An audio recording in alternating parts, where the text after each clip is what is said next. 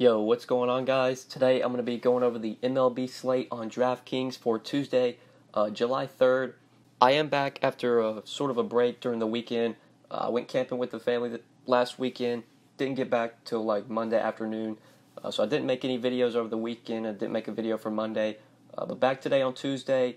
Not sure if I'm going to have any videos for Wednesday or Thursday because it's July 4th, the holidays. Celebrating those days with the family as well. Might be away from the computer. Just might not play any DFS in general. But definitely going to have a video for today's Tuesday slate. Going to be playing this slate. Videos for the 3rd and the 4th most likely will not happen. But if any day, it'll probably be July 3rd that I get a video up for that slate. But just not sure. Just kind of have to wait and see. But yeah, we're going to look at today's 12-game slate. Or Tuesday's 12-game slate. Talk about the pitchers, the bats we want to go to. Got 3 studs over 10K on the slate. Got good mid-tier plays, I feel like. I think this might be a slate where we can really go to the mid-tier for our pitching options, really kind of load up on bats because there's high totals on this slate.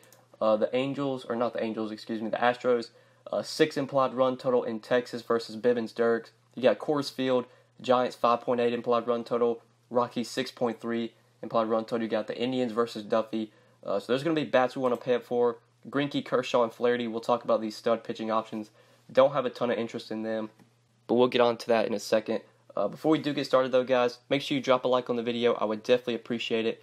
If you are new to the channel and you have not subscribed yet, make sure you do click that subscribe button down below, so that way you won't miss out on any of my new uploads.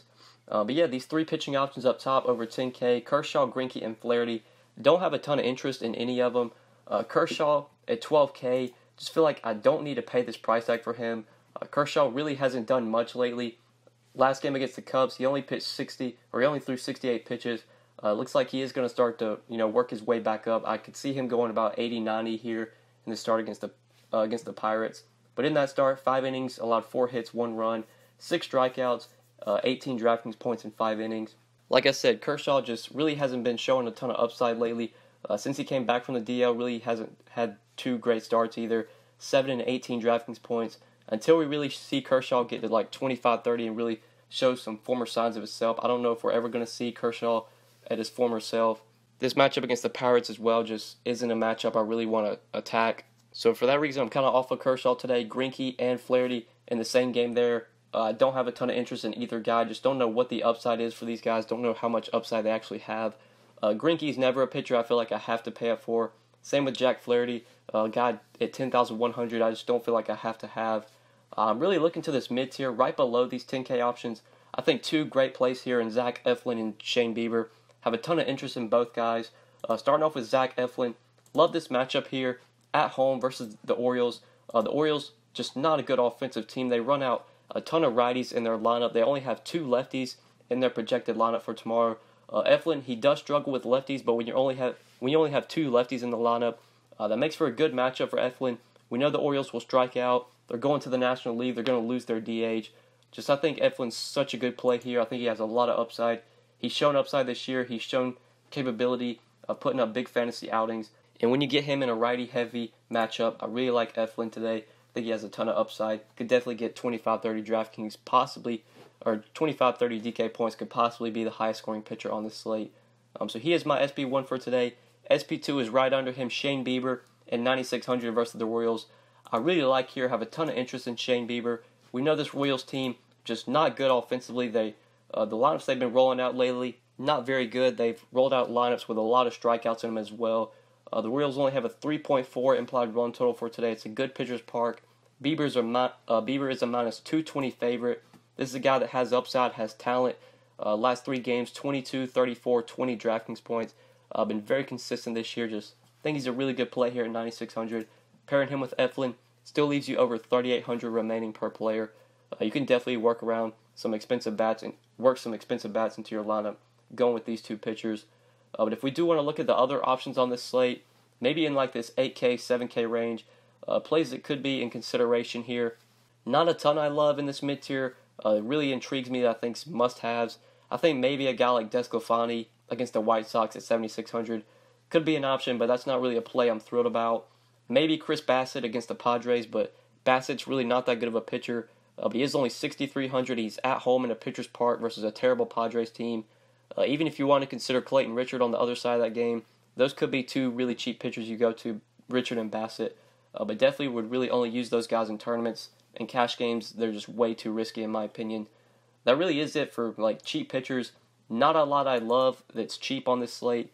Like Eflin and Bieber are kind of the two guys I'm really focused on. But if you were to go cheap, look to that San Diego-Oakland game with Richard and Bassett if you really want to punt this position. But yeah, I think that is it for pitcher today, guys. So we're going to go ahead and talk about some bats. There are some expensive bats I like on this slate. But first off, we're going to start off at second base. Not really an expensive play here, a mid-tier play. A guy that I really like from Coors Field is Alan Hansen. He's 4K. He is projected at leadoff today for the Giants. And he's going to be in Coors Field versus a pitcher I don't really believe in, and Antonio Senzatella. This is a guy that started before, really hasn't been that great. The Giants have a 5.8 implied run total. Hansen's going to lead off. Just a great hitter's park, great hitting weather, 92 degrees. Love Hansen here. He didn't play on Monday. I don't believe he was in the lineup, so he should be leading off today at 4K. And if that is the case, just think he has a ton of upside here. This is a guy that does have some power. He's got speed. If he gets on base, he will steal bases. Just a really good hitter in Coors Field is going to set up well for him because he can hit the ball into the gap, turn those hits into doubles and triples, and just really rack up the upside, really get you those fantasy points. So 4K, second base, Alan Hansen, love him here as a mid-tier play. And then in the outfield, really going to look to load up on the Astros today versus Bibbins Dirks. I think the Astros probably going to go overlooked today since we have Coors Field on this slate. And I think that is a big mistake. I love George Springer here. 4,800 versus Bibbins Dirks in Texas, where it's going to be over 100 degrees. The Astros have a 6 implied run total for today, so their implied run total is only second behind the Rockies at 6.3. Like I said, this stack might go overlooked. It is an expensive stack. You have a lot of guys in this lineup over 5K, Bregman, Altuve. But you definitely have value with guys like Gurriel, Josh Reddick I love today. Even Marlon Gonzalez at 3,300. You can look to the Astros for value if you do need to. Bibbins Dirk is definitely a pitcher I want to pick on. The weather in this game is really the focus here. 104 degrees in that ballpark. Great hitting environment, great hitting weather. Just love George Springer here. 4,800 is listed as day today, but he is expected to be in the starting lineup. Should be leading off for the Astros today. Great option if you are trying to pay up in the outfield. Then I mentioned Josh Reddick. Really like him as a value play. Projected about 6th versus Bibbins Dirk for 3,700. Really good value here if you're looking for a cheap outfielder.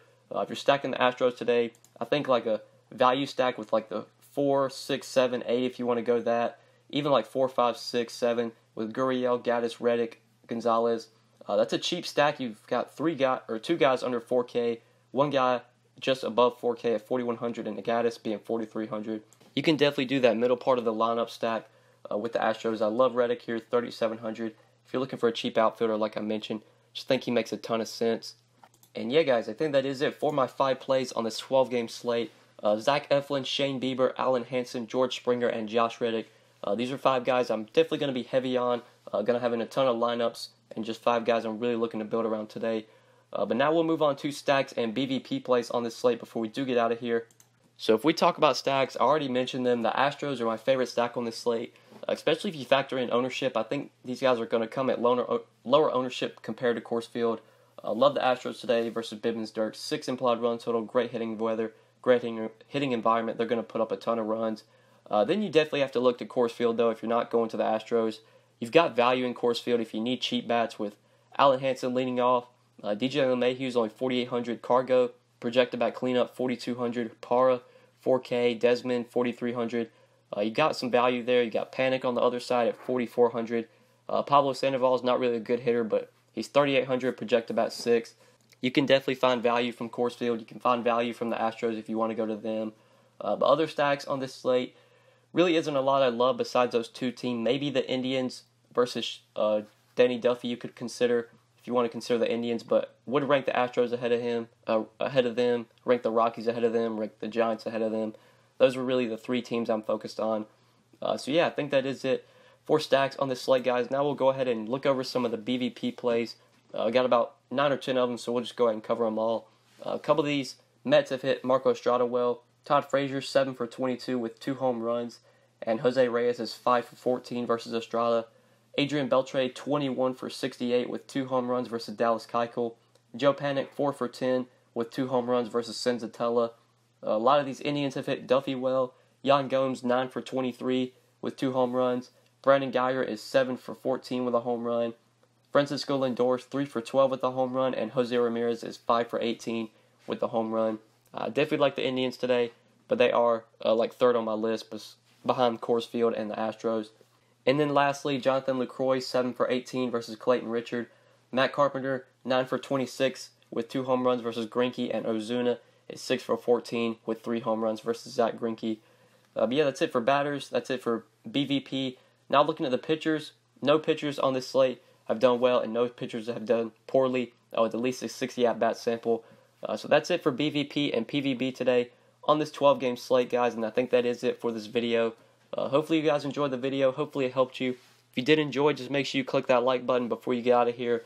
If you have not subscribed yet, make sure you click that subscribe button down below. And if you always have questions, you can hit me up on Twitter at the DFS_GOAT, or feel free to leave a comment down below, and I will get back to you guys as soon as I can. But yeah, that's pretty much it. Thank you so much for watching, guys. Definitely appreciate it. Good luck tonight on this 12-game slate. Peace.